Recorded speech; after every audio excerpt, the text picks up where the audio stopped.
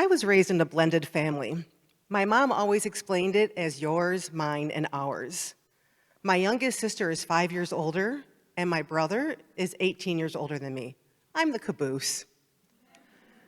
Being a young child in the 70s with teenage siblings was definitely interesting. There were many family meetings I was not part of. When I was sent to my room, I knew someone was in trouble. I've been an aunt since I was 2 years old.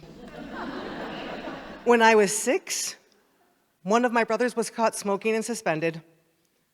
And we won't even go into when my sister came home with a hickey. I was just 10. I learned at an early age to do everything I could to not be the one in trouble. I was a straight-A student, involved in church musicals, plays, school band, babysat the neighborhood kids, helped out at my great-aunt's senior center. Sounds a little annoying, even to me, remembering it. Being the perfect child wasn't about praise. It was the way to stay under the radar, to not be part of the family meetings. This went on into my own teenage years, doing whatever I could to fit in, be the good girl, being what I thought everyone expected. And it was exhausting. I yearned to be different, to be my own person, to do what I wanted to do or not do. When I was 15, I had a dream. Thought about it all the time. So desperately wanted to get a tattoo. Now, this may not seem like a big deal today, but in the 80s, tattoos were associated with bikers, sailors, and inmates. It was unheard of for a teenager to have one, especially a girl. And my dad was Jewish.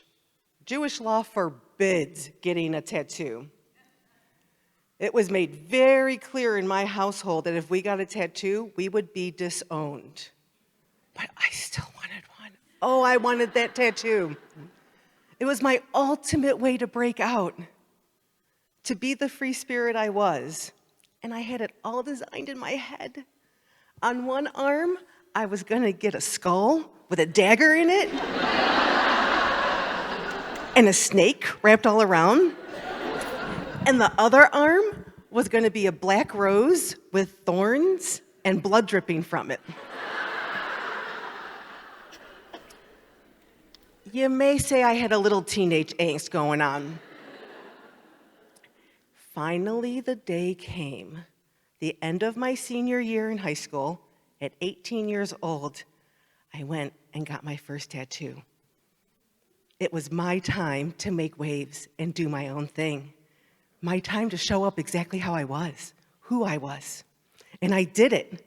I got a little rosebud right here that no one could see. I was happy with it.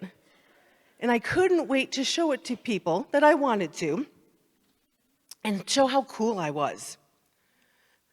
A few weeks later, during a routine visit to my brother at college, I was all excited. I loved hanging out with friends. I'd go and visit him. I'd go to the bars with them, go to somebody's house, and we'd have game night. I felt so cool hanging out with the college kids. So during this visit, we're at dinner. I lean over to him, and I whisper, "I got a tattoo."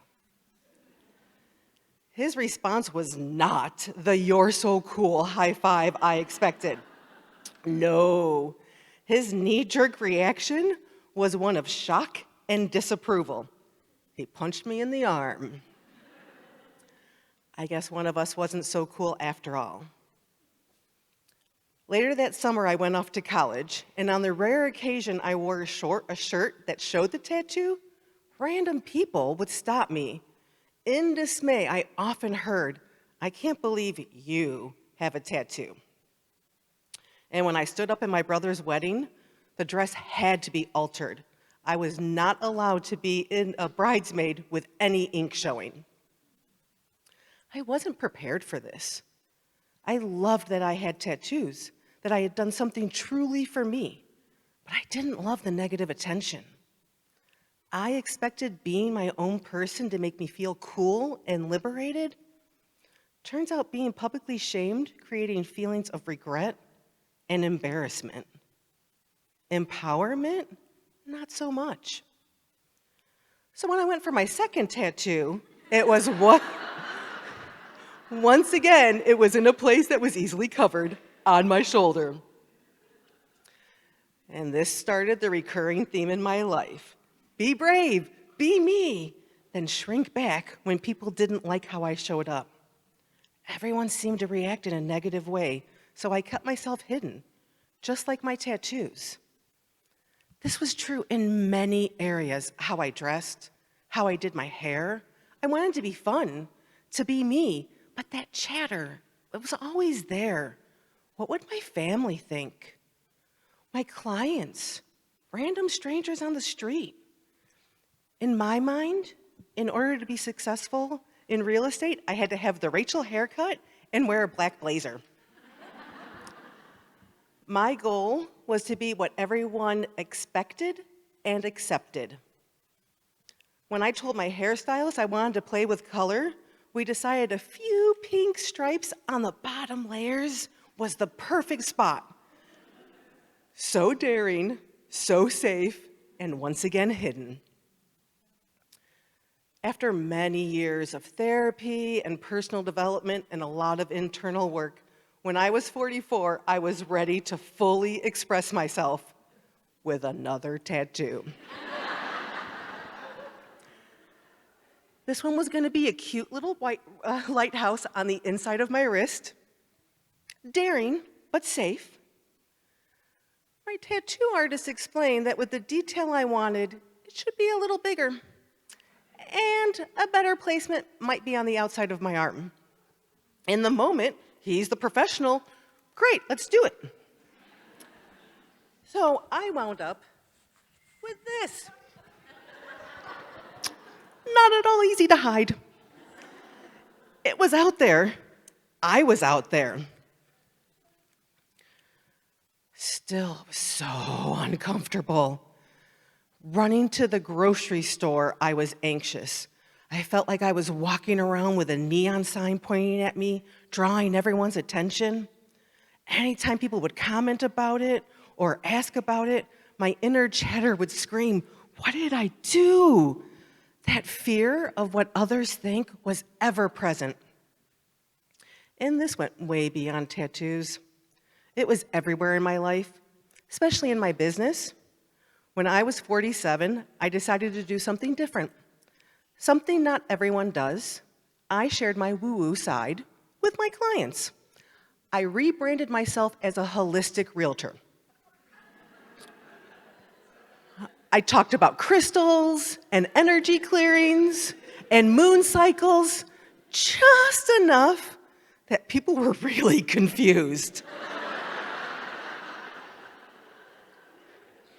And I wasn't loud enough for my people to find me. I had my worst year in real estate. And once again, I quieted down in order to please everyone. There I was, caught between two worlds. My desire to be everything to everyone was in direct conflict with my yearning to live my authentic life. It was one or the other. I was stuck in fear, afraid of judgment, rejection, and even more failure. Eventually, I made a decision. It wasn't some momentous event that changed my world. I had just had enough. I was tired of being tired, tired of the fear, tired of being someone I wasn't, tired of not being me. It was time to let my weird little light shine, trusting I would find my people and they would find me. And now I have an undercut, whatever color hair I want, a tattoo on the side of my head. I am a top agent in my office, and I am the happiest I have ever been.